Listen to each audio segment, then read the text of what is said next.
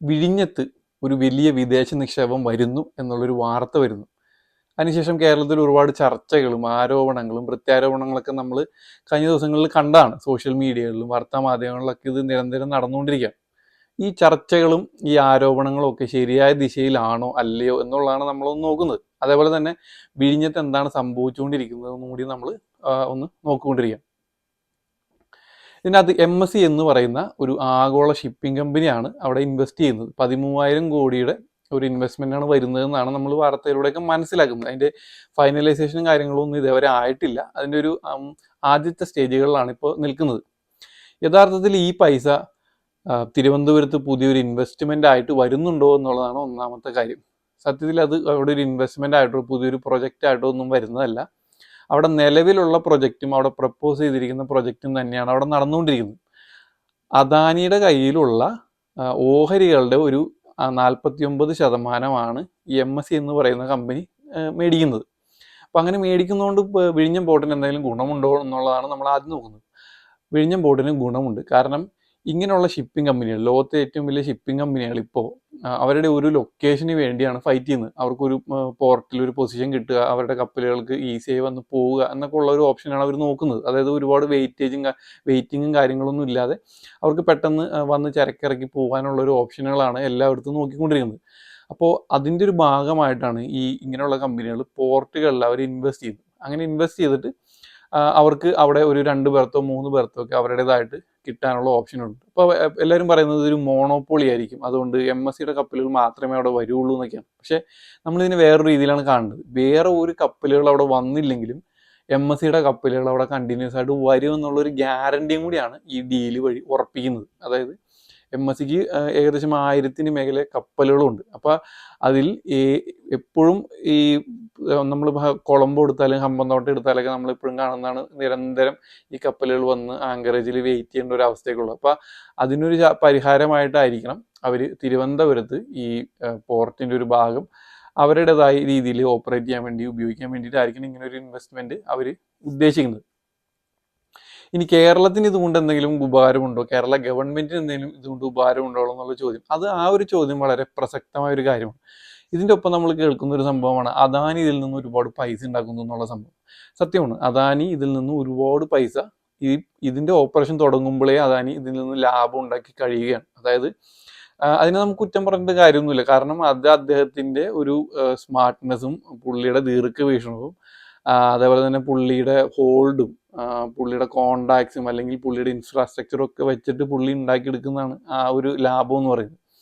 അത് കേരള ഗവൺമെന്റ് ഇത് നേരത്തെ കാണേണ്ടതായിരുന്നു. ഇതിൽ നഷ്ടമെന്ന് പറയാൻ പറ്റത്തില്ല, പക്ഷേ ഒരു ഗുണം കേരള ഗവൺമെന്റിന് ഉണ്ടാക്കിയെടുക്കേണ്ട ഒരു അവസ്ഥയാണ് അവിടെ ഇല്ലാണ്ടായിപ്പോയത്. കാരണം വെച്ചിട്ടുണ്ടെങ്കിൽ ഇത് കേരള ഗവൺമെന്റിന്റെ ഇപ്പോൾ ഏത് ഗവൺമെന്റ് ആയാലും, ഇപ്പോൾ ഉമ്മൻചാണ്ടി ഗവൺമെന്റ് ആയാലും, ആദ്യം കരാർ ഒപ്പിട്ടത് ഉമ്മൻചാണ്ടി ഗവൺമെന്റ് ആയാലും, പിന്നെ രണ്ടാമത് ഈ കരാറ് പുതുക്കിയ പിണറായി വിജയൻ ഗവൺമെന്റ് ആയാലും, ഇതൊരു ദീർഘവീക്ഷണം ഇല്ലാണ്ടാണ് ഈ ഒരു കരാറിലേക്ക് ചെന്ന് പെടുന്നത്. അതായത് അദാനി പറയുന്ന എല്ലാ ഡീലുകളും അംഗീകരിച്ചുകൊണ്ടാണ് ഈ കോൺട്രാക്ട് ഉണ്ടാക്കിയിരിക്കുന്നത്. അതുകൊണ്ട് കേരളത്തിന് ഇതിൽ നിന്നൊരു ഗുണം കിട്ടണമെങ്കിൽ ഏകദേശം 10-20 വർഷത്തിന് മേലെ എടുക്കും.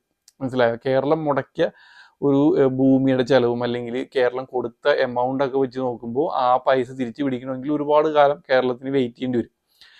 അതല്ലാതെ ഇനി കേരളത്തിന് 2 ഓപ്ഷൻ വേറെ നിലവിലുള്ളതെന്ന് വെച്ചിട്ടുണ്ടെങ്കിൽ ഇതിനോട് അനുബന്ധമായിട്ടുള്ള സംഭവങ്ങൾ അവിടെ വികസിപ്പിക്കുക. ഇനി വരുന്ന പുതിയ ഡീലുകൾ കേരള ഗവൺമെന്റ് ചെയ്യുന്നത് കേരള ഗവൺമെന്റിന് ഗുണമുള്ള രീതിയിലായിരിക്കണം ഇനിയുള്ള വികസനങ്ങൾ ആ ഭാഗത്ത് നടത്തേണ്ടത്. അതാണ് കേരള ഗവൺമെന്റ് ശ്രദ്ധിക്കേണ്ട ഒരു കാര്യം. അല്ലെന്നുണ്ടെങ്കിൽ ഇപ്പോൾ ഈ വിവാദങ്ങളൊക്കെ ഉണ്ടായ സമയത്ത് ഇതിൽ എന്തെങ്കിലും ഒരു വയലേഷൻ, ഇപ്പം ഈ ഉള്ള കോൺട്രാക്റ്റിൽ ഏതെങ്കിലും ഒരു ചെറിയ രീതിയിലുള്ള ഒരു വയലേഷൻ ഉണ്ടെങ്കിൽ ആ വയലേഷനെ പ്രൊജക്റ്റ് ചെയ്തുകൊണ്ട് ഇപ്പോൾ ഉള്ള കോൺട്രാക്റ്റിൽ തിരുത്തു വരുത്തുക. അതായത് കേരള ഗവൺമെന്റിന് ഇമ്മീഡിയറ്റ് ആയിട്ട് ഗുണം കിട്ടുന്ന രീതിയിലുള്ള തിരുത്തുകൾ ഈ കോൺട്രാക്റ്റിൽ വരുത്തുക. അതേപോലെ തന്നെ കേരള ഗവൺമെന്റ് ഇപ്പോൾ കേരള ചീഫ് മിനിസ്റ്ററിന്റെ ഒരു പദ്ധതിയാണ്, അതായത് മിഷൻ സമുദ്ര എന്നൊക്കെ പറഞ്ഞിട്ടുള്ളത്. അതായത് കേരളത്തിൽ ഒരു പോർട്ട് സിറ്റി ആയിട്ട് വികസിപ്പിക്കാൻ പോകുന്നു എന്നൊക്കെ പറഞ്ഞിട്ടുള്ളത്. അപ്പോൾ കേരളത്തിൽ ഇപ്പോൾ വിഴിഞ്ഞം പോർട്ടിന് മാത്രമല്ല, ബാക്കിയുള്ള ഇനി വരാൻ പോകുന്ന പോർട്ടുകൾ, ഇപ്പോൾ കൊല്ലത്തായാലും ബേപ്പൂരായാലും ഒക്കെ ഈ ഡെവലപ്പ് ചെയ്യാൻ പോകുന്ന പോർട്ടുകൾക്കൊക്കെ ഗുണകരമായ രീതിയിൽ ഈ കോൺട്രാക്റ്റ് മാറ്റി എഴുതാനുള്ള ഒരു ഓപ്ഷനും കൂടി അതിനകത്ത് കേരള ഗവൺമെന്റ് ശ്രദ്ധിക്കുന്നത് വളരെ നന്നായിരിക്കുന്നതാണ് എനിക്ക് തോന്നുന്നത്. ഇനിയിപ്പോൾ അദാനിയുടെ കാര്യം പറഞ്ഞ സ്ഥിതിക്ക് നമുക്ക് എങ്ങനെയാണ് ഇതിൽ നിന്ന് ലാഭം ഉണ്ടാക്കുന്നതെന്ന് നമുക്ക് നോക്കാം. ഇപ്പോൾ അവിടെ മുടക്കിയിരിക്കുന്നത് ആദ്യത്തെ ഘട്ടത്തിൽ 8,000 കോടി എന്നൊക്കെയാണ് പറയുന്നത്. യഥാർത്ഥത്തിൽ നമ്മൾ ഇതിൻ്റെ ഒരു കണക്ക് നോക്കിയിട്ട് നമുക്ക് മനസ്സിലാവും. 6,000 കോടിയോളം കേരള ഗവൺമെൻറ് കൊടുത്തിട്ടുണ്ട്. ഏകദേശം 1,000 കോടിയോളം രൂപ കേന്ദ്ര ഗവൺമെൻറ്റിന് ഇൻവെസ്റ്റ്മെൻ്റ് ഉണ്ട്. അതേപോലെ തന്നെ 2,400 കോടി രൂപയാണ് അദാനി മുടക്കിയിരിക്കുന്നതെന്നാണ് പറയുന്നത്. പക്ഷെ നമ്മൾ ഇതിൻ്റെ ഒരു യഥാർത്ഥ കണക്കെടുത്തിട്ടുണ്ടെങ്കിൽ നമുക്ക് ഒരു ചിത്രം മനസ്സിലാവും. അവിടെ ഉള്ളത് 8 ഷിപ്പ് ടു ഷോർ ക്രെയിനുകളാണ്. അതായത് ഒരു ക്രെയിന് ഏകദേശം 10 കോടി രൂപയാണ് ഡെലിവറി അടക്കം ചിലവ് വരിക. അപ്പോൾ 8 ഉണ്ടെങ്കിൽ 80 കോടി രൂപ അത് വരും. അതേപോലെ തന്നെ ഏകദേശം 4 കോടി രൂപയാണ് ഗാൻഡറി ക്രെയിൻ വരിക. 24 ഗാൻഡറി ക്രെയിനാണ് അവിടെ ഉള്ളത്. അപ്പോൾ അത് ഏകദേശം തന്നെ ഒരു 90 കോടി അടുത്ത് വരും. അപ്പോൾ രണ്ടും കൂടി കൂടിയത് തന്നെ ഏകദേശം ഒരു 200 കോടിയുടെ അവിടുത്തെ ഈ ക്രെയിനുകളുടെ ചിലവായിട്ട് വരുന്നുള്ളൂ, ഡെലിവറി അടക്കം. ഇത് ചൈനയിൽ നിന്നാണല്ലോ മേടിക്കുന്നത്.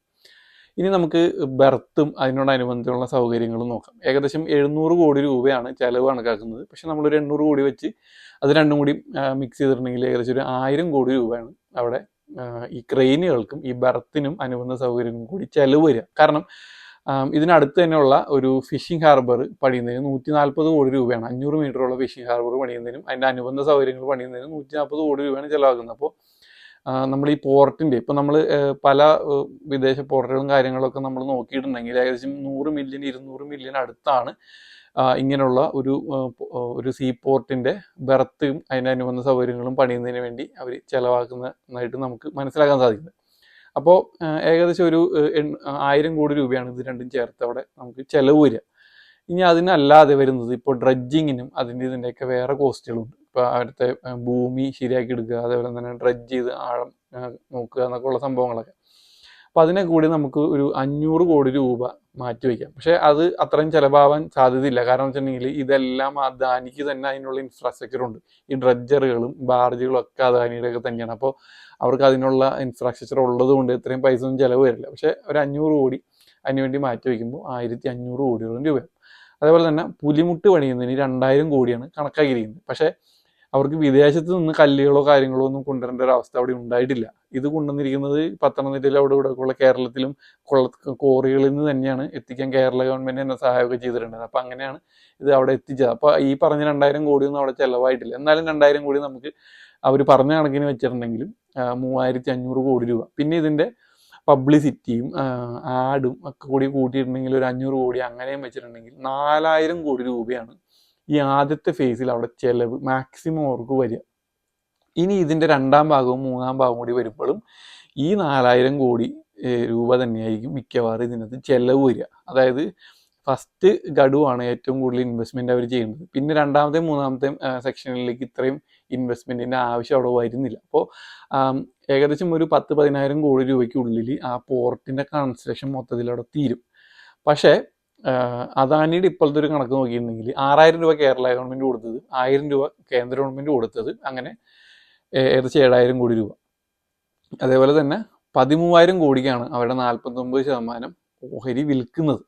അപ്പോൾ ഈ 13,000 കോടി 7,000 കോടിയും കൂട്ടിയിട്ടുണ്ടെങ്കിൽ ഏകദേശം 20,000 കോടി രൂപ ഇപ്പോഴേ അദാനിയുടെ കയ്യിലേക്ക് എത്തുകയാണ്. അതായത് ഏകദേശം 10,000 കോടി രൂപ ഈ കമ്പനി തുടങ്ങുന്നത്, അതായത് ഫുൾ ഫ്ലെഡ്ജ് വർക്ക് ആവുന്നതിന് മുമ്പ് തന്നെ ഇവർക്ക് കിട്ടിയിട്ടുണ്ടെന്നുള്ളതാണ് ഇതിൽ നിന്ന് നമുക്ക് മനസ്സിലാക്കേണ്ടത്. അതേപോലെ തന്നെ ഈ വിഴിഞ്ഞം പോർട്ട് നമ്മുടെ അദാനി പോർട്ട്സ് ലിമിറ്റഡിൻ്റെ, അതായത് സ്റ്റോക്ക് എക്സ്ചേഞ്ചിൽ ലിസ്റ്റ് ചെയ്തിട്ടുള്ള കമ്പനിയാണല്ലോ. അപ്പോൾ അവർക്ക് കൊടുത്തിരിക്കുന്ന ബൂസ്റ്റ്, വിഴിഞ്ഞം പോർട്ട് വഴി അവർക്ക് കിട്ടിയിരിക്കുന്ന ബൂസ്റ്റ്, അങ്ങനെ കിട്ടിയിരിക്കുന്ന ഒരു എമൗണ്ട്, അതേപോലെ തന്നെ ഇനി വരാൻ പോകുന്ന അവിടുത്തെ ഇതിൻ്റെ വാല്യുവേഷൻ വെച്ചിട്ട് അവർക്ക് പല സ്ഥലങ്ങളിൽ നിന്ന് ലോൺ എടുക്കാനൊക്കെ സാധിക്കും. അപ്പം അങ്ങനെ കിട്ടുന്ന എമൗണ്ട്, അതേപോലെ തന്നെ ഇപ്പോൾ 1000 കപ്പലുകൾ അവിടെ വന്നു എന്ന് പറയുന്നു. അപ്പോൾ ആ കപ്പലുകൾ ഓപ്പറേറ്റ് ചെയ്യുന്നതിൻ്റെ പൈസ, ഇതെല്ലാം അദാനിക്ക് ഇങ്ങനെ വന്നുകൊണ്ടേയിരിക്കുകയാണ്. അപ്പോൾ അവർക്ക് ഏകദേശം ഒരു 10-20,000 കോടി രൂപയോളം ഈ പോർട്ട് ഒരു 2028-29 ഫുൾ ഓപ്പറേഷനിലാകുമ്പോഴേക്കും ലാഭമായി തന്നെ അദാനിക്ക് വരും. അത് നമുക്ക് കുറ്റം പറഞ്ഞിട്ട് കാര്യമില്ല. കാരണം ആ കോൺട്രാക്റ്റ് അങ്ങനെയാണ്, അയാൾ ദീർഘവീക്ഷണത്തോടുകൂടി പുള്ളി എഴുതിയിരിക്കുന്ന ഒരു കോൺട്രാക്റ്റാണ്. അത് കേരള ഗവൺമെൻറ് ഇനി അതിൽ നിന്ന് എന്തെങ്കിലും ഒരു മാറ്റം, ഇപ്പോൾ എന്തെങ്കിലും അവരൊരു വയലേഷനും ചെയ്തിട്ടുണ്ടെങ്കിൽ അത് കേരള ഗവൺമെൻറ് ഗുണകരമായ രീതിയിൽ കേരള ഗവൺമെൻറ് മാറ്റിയെടുക്കാനുള്ള ഒരു കോൺട്രാക്റ്റ് ആയിരിക്കണം അടുത്തത് എഴുതേണ്ടത്. അല്ലെങ്കിൽ കേരള ഗവൺമെൻറ്റിന് ഇതേപോലെ തന്നെ 10-20 വർഷത്തേക്ക് വലിയ ഗുണങ്ങളൊന്നും ആ പോർട്ട് കൊണ്ട് ഉണ്ടാകാനുള്ള സാധ്യതയില്ല. പക്ഷേ ഇങ്ങനെ ഒരു ഇൻവെസ്റ്റ്മെൻറ്റ് വരുന്നത് ആ പോർട്ടിന് ഗുണകരമാണ്, അതേപോലെ തന്നെ MSCക്കും ഗുണകരമാണ്, പോർട്ടിൻ്റെ ബാക്കിയുള്ള വികസനത്തിനും ഈ ഒരു ഇൻവെസ്റ്റ്മെൻറ്റ്, കാരണം അവരുടെ ഒരുപാട് കാർഗോ ഹാൻഡ്ലിങ് കാര്യങ്ങളൊക്കെ വന്നു കഴിയുമ്പോൾ, അതുപോലെ തന്നെ അവർക്ക് ക്രൂയിസ് ഷിപ്പുകളും കാര്യങ്ങളൊക്കെ ഉള്ളതാണ്. അപ്പോൾ അവരുടെ ക്രൂയിസ് ടെർമിനലും കാര്യങ്ങളൊക്കെ അവിടെ വരാനും അങ്ങനെയുള്ള സംഭവങ്ങളൊക്കെ വരാനുള്ള സാധ്യതയൊക്കെ ഉള്ളതുകൊണ്ട് അതിൻ്റെ അനുബന്ധ സൗകര്യങ്ങളും പിന്നെ വേറെ തരത്തിലുള്ള ഇൻവെസ്റ്റ്മെൻറ്റുകളും ഒക്കെ നോക്കിയിട്ട് വേണം കേരള ഗവൺമെൻറ്റിന് ഇനി അതിനകത്ത് എന്തെങ്കിലും ഒരു ലാഭം ഉണ്ടാക്കാനുള്ളൊരു സാഹചര്യമുള്ളൂ. അതല്ലാതെ എന്തെങ്കിലും ഒരു ഓപ്ഷൻ ഉണ്ടെന്നുണ്ടെങ്കിൽ ഈ കോൺട്രാക്റ്റിൽ തന്നെ കേരള ഗവൺമെൻറ്റിന് ഇമ്മീഡിയറ്റ് ആയിട്ട് എന്താണ് പ്രോഫിറ്റ് കിട്ടുന്ന രീതിയിലുള്ള തിരുത്തലുകൾ വരുത്താൻ വേണ്ടി ശ്രമിക്കുക എന്നുള്ളത്. നമ്മളിപ്പോൾ ഈ വിഴിഞ്ഞം പോർട്ടിനെ കുറിച്ച് സംസാരിച്ചത്, കേരളത്തിൽ വേറൊരു പോർട്ടുണ്ട്, നമ്മുടെ കൊച്ചിൻ പോർട്ട്. കൊച്ചിൻ പോർട്ടിൻ്റെ അവസ്ഥ എന്താണെന്ന് നമുക്ക് നോക്കാം. ഇപ്പോൾ വിഴിഞ്ഞത്ത് വലിയ ഇൻവെസ്റ്റ്മെൻറ്റ് വരുന്നതിനെ കുറിച്ചുള്ള വാർത്തകളും കാര്യങ്ങളും അവിടുത്തെ അഭിവൃദ്ധിപ്പെടുത്തുന്നതിനെ കുറിച്ചുള്ള വാർത്തകളൊക്കെയാണ് പറയണമെങ്കിൽ, നമ്മൾ നേരെ തിരിച്ച് കൊച്ചിയിലേക്ക് ചെന്നിട്ടുണ്ടെങ്കിൽ കൊച്ചിയിലുള്ള അവസ്ഥയാണ് നമ്മൾ കാണേണ്ടത്. കൊച്ചിയിലെ വല്ലാർപാടം കണ്ടെയ്നർ ടെർമിനൽ. ഞാൻ ഈ കൊച്ചിൻ പോർട്ട് ഇങ്ങനെ പല രീതിയിൽ വ്യാപിച്ച് കിടക്കുന്നതുകൊണ്ട് ഞാൻ സ്പെസിഫിക് ആയിട്ട് പറയുന്നത് കൊച്ചിൻ വല്ലാർപാടം പോർട്ടും അതേപോലെ തന്നെ കൊച്ചിൻ ക്രൂയിസ് ടെർമിനലും ഏകദേശം പൂട്ടാനുള്ള ഒരു വകുപ്പിലാണ് എത്തി നിൽക്കുന്നത്. ഏകദേശം ഒരു 5-6 വർഷത്തിനുള്ളിൽ. അതായത് സ്പെസിഫിക് ആയിട്ട് പറഞ്ഞിട്ടുണ്ടെങ്കിൽ തിരുവനന്തപുരം പോർട്ട് ഫുൾ ഫ്ലഡ്ജ് വർക്കിങ്ങിലാവുന്നതോടുകൂടി, അതേപോലെ തന്നെ കൊളംബോ പോർട്ടിന് ഫുൾ ഫ്ലഡ്ജ് വർക്കിങ്ങിലാവുന്നതോടുകൂടി, ഹമ്പൻതോട്ട പോർട്ട് ഫുൾ ഫ്ലഡ്ജ് വർക്കിങ്ങിലാവുന്നതോടുകൂടി, മുംബൈ പോർട്ട് പുതിയത് വരുന്നുണ്ട്, അതും കൂടി വരുന്നതോടുകൂടി നമ്മുടെ കൊച്ചിൻ പോർട്ട് ഏകദേശം ഒരു പ്രാധാന്യമില്ലാത്ത ഒരു പോർട്ടായി മാറുകയും അവിടുത്തെ കാർഗോ ഹാൻഡ്ലിംഗ് ഓൾറെഡി കുറഞ്ഞുകൊണ്ടിരിക്കുകയാണ്. അപ്പോൾ അത് ഇല്ലാണ്ടാവുന്ന ഒരു അവസ്ഥയിലേക്ക് എത്തും. ഇത് ഇങ്ങനെ ആവാനുള്ള ഒരു അവസ്ഥ നമ്മൾ കാണുന്നത്, അതിനുള്ളൊരു പൂർണ്ണ ഉത്തരവാദിയായിട്ട് കാണുന്നത് കൊച്ചിൻ പോർട്ട് ട്രസ്റ്റ് എന്ന് പറയുന്ന സ്ഥാപനം തന്നെയാണ്. അവർ തന്നെയാണ് ഈ കൊച്ചിൻ പോർട്ടിനെ നശിപ്പിക്കുന്നത്. അപ്പോൾ നമുക്ക് ഒരു പോർട്ട് കേരളത്തിൽ അഭിവൃദ്ധി പ്രാപിക്കുമ്പോൾ മറ്റൊരു പോർട്ട് കേരളത്തിൽ ഇല്ലാണ്ടായിക്കൊണ്ടിരിക്കുകയാണ്. അപ്പോൾ നമ്മുടെ മുഖ്യമന്ത്രിയൊക്കെ ഇത് കാണുന്നുണ്ടെങ്കിൽ ശ്രദ്ധിക്കുക. കാരണം വെച്ചിട്ടുണ്ടെങ്കിൽ കേരളത്തെ ഒരു പോർട്ട് സിറ്റി ആക്കാനുള്ള ഒരു ശ്രമത്തിലാണ് പോകുന്നതെങ്കിൽ മുഖ്യമന്ത്രിയുടെ ജില്ലയിൽ തന്നെയുള്ള കൊച്ചിൻ പോർട്ട് ഏകദേശം ഒരു അടുത്ത 5 വർഷത്തിനുള്ളിൽ പൂട്ടാനുള്ള സാഹചര്യങ്ങളാണ് കാണുന്നത്. ഞാൻ ഇതിനെക്കുറിച്ചുള്ള ഡീറ്റെയിൽ ആയിട്ടൊരു വീഡിയോ ആണ് അടുത്ത് ചെയ്യുന്നത്. കൊച്ചിൻ പോർട്ട് എന്തുകൊണ്ട് ഇങ്ങനെ ആവുന്നു, അതിനകത്ത് കൊച്ചിൻ പോർട്ടിനെ എങ്ങനെ നമുക്ക് സേവ് ചെയ്തെടുക്കാം എന്നുള്ളൊരു ഓപ്ഷനുകളൂടി ഞാൻ അതിനകത്ത് പറയാം. ഈ സംഭവമാണ് എൻ്റെ അടുത്ത വീഡിയോ ആയിട്ട് വരുന്നത്. അപ്പോൾ നിങ്ങളെല്ലാവരും ഒന്ന് ഈ വീഡിയോസ് ഒന്ന് കാണുക, ഇതൊന്ന് ഷെയർ ചെയ്യാൻ വേണ്ടി ശ്രമിക്കുക. കാരണം വെച്ചിട്ടുണ്ടെങ്കിൽ ഇതൊരു കേരളത്തിലൊരു 2 വലിയ സംഭവങ്ങളാണ്, അതായത് വലിയ പ്രൊജക്റ്റുകളാണ്. അപ്പോൾ അത് ഇല്ലാണ്ടായി പോകരുത്. അപ്പോൾ നിങ്ങളതൊന്ന് ഷെയർ ചെയ്യുക. ഏതെങ്കിലും എന്താണ് ജനപ്രതിനിധികൾ ആളുകളെ കാണുകയാണെങ്കിൽ എന്തെങ്കിലും ഒരു ആക്ഷൻ ഇതിൽ നിന്ന് എടുക്കുകയാണെങ്കിൽ ഇത് വളരെ നന്നായിരിക്കും. അതുകൊണ്ടാണ് ഞാൻ ഈ വീഡിയോ ചെയ്യുന്നത്. അപ്പോൾ അടുത്ത വീഡിയോ ആയിട്ട് കാണാം.